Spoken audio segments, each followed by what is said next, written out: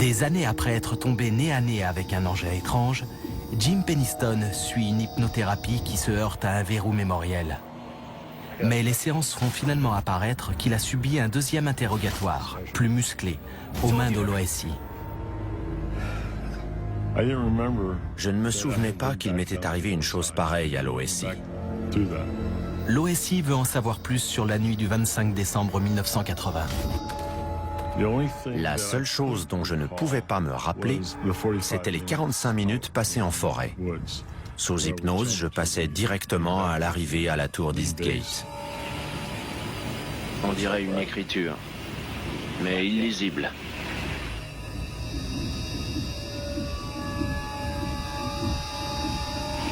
Il faut que je la touche.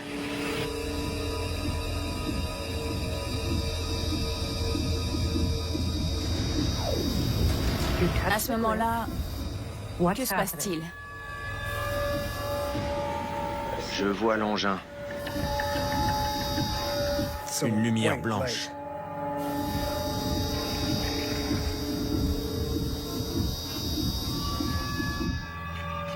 Ça m'est revenu. D'abord des petits bouts, puis des plus gros, et finalement l'histoire complète.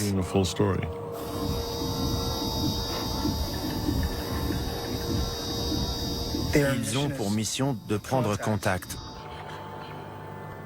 avec nous.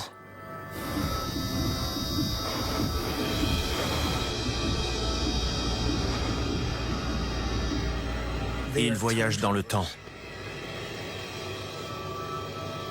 Ils sont nous. De quelle époque? Du futur. Quand je me suis entendu en visionnant le film, j'ai cru que c'était un autre qui parlait. Je n'en revenais pas parce que ce genre de choses me semblait inconcevable.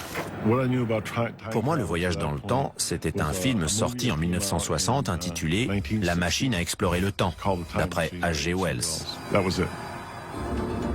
Voyager dans le temps relève-t-il seulement de la science-fiction? Ronald Mallett a consacré sa carrière à l'étude d'une théorie qui fait polémique. Normalement, le temps s'écoule de manière linéaire, passé, présent, puis avenir. Mais d'après la théorie de la relativité générale d'Einstein, le temps peut être modifié par la gravitation.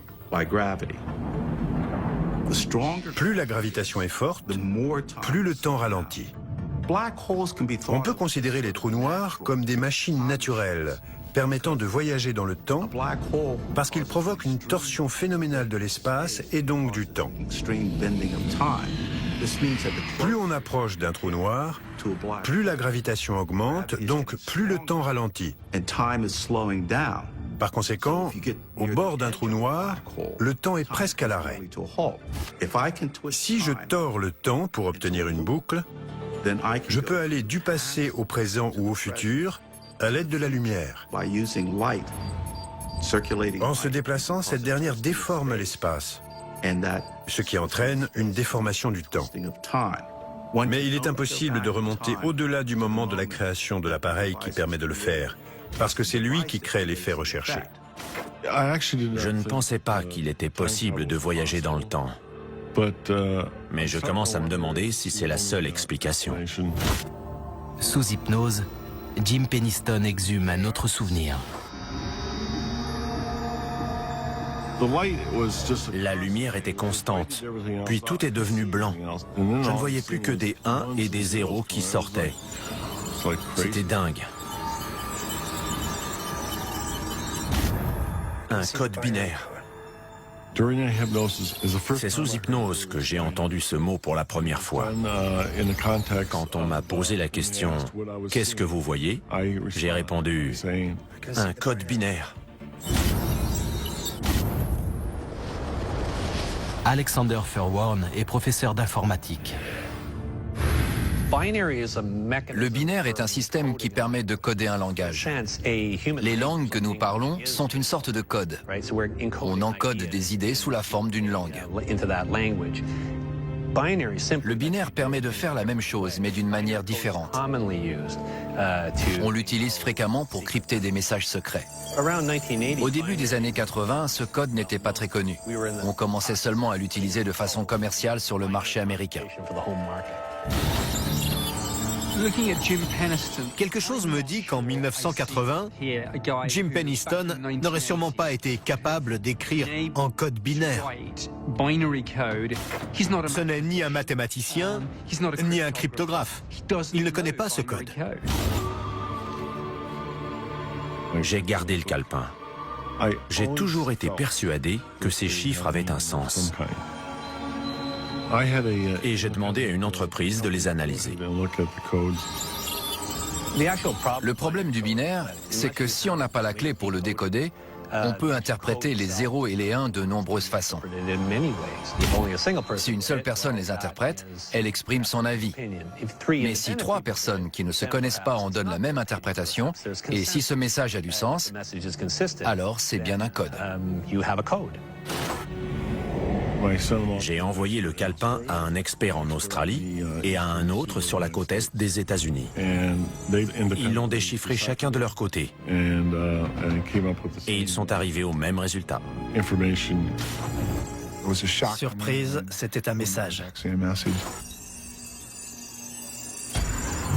Ils sont en voyage de découverte de l'humanité, d'après le code. Et d'autres analyses des 0 et des 1 donnent un résultat encore plus surprenant. Il y a 7 emplacements géographiques. On peut tout à fait exprimer la longitude et la latitude avec un code binaire. D'ailleurs, le GPS nous dit où on est grâce à un code binaire. Les 7 emplacements sont répartis tout autour du monde.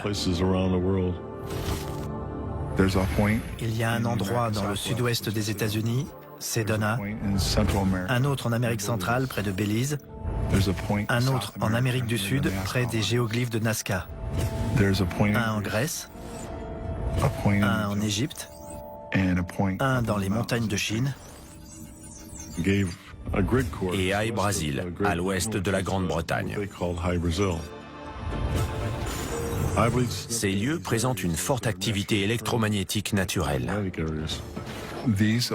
Ces champs électromagnétiques pourraient être des points de passage vers d'autres dimensions. Dans ces endroits, il y a des représentations qui montrent des rencontres avec des choses venues de l'espace. Jim Penniston et John Burroughs sont convaincus d'être entrés en contact avec des voyageurs temporels venus du futur, en forêt de Rendlesham. Mais l'armée de l'air américaine continue de démentir. Je pense que l'armée a conscience que l'incident de cette nuit-là était bien un phénomène de ce genre. La version officielle de l'US Air Force, c'est qu'il ne s'est rien passé dans les bases de Bentwaters et Woodbridge à ces dates-là. Je n'exclus pas la possibilité d'un phénomène extraterrestre, mais je n'ai connaissance d'aucune preuve irréfutable en ce sens. Pour ma part, l'incident reste inexpliqué. Quand j'ai rencontré Jim et John, j'ai vu dans leurs yeux que cette histoire les hantait. Quand on a discuté de cet incident, au ton de leur voix, j'ai senti qu'ils étaient toujours tourmentés. Plus on approche de la réponse, mieux c'est.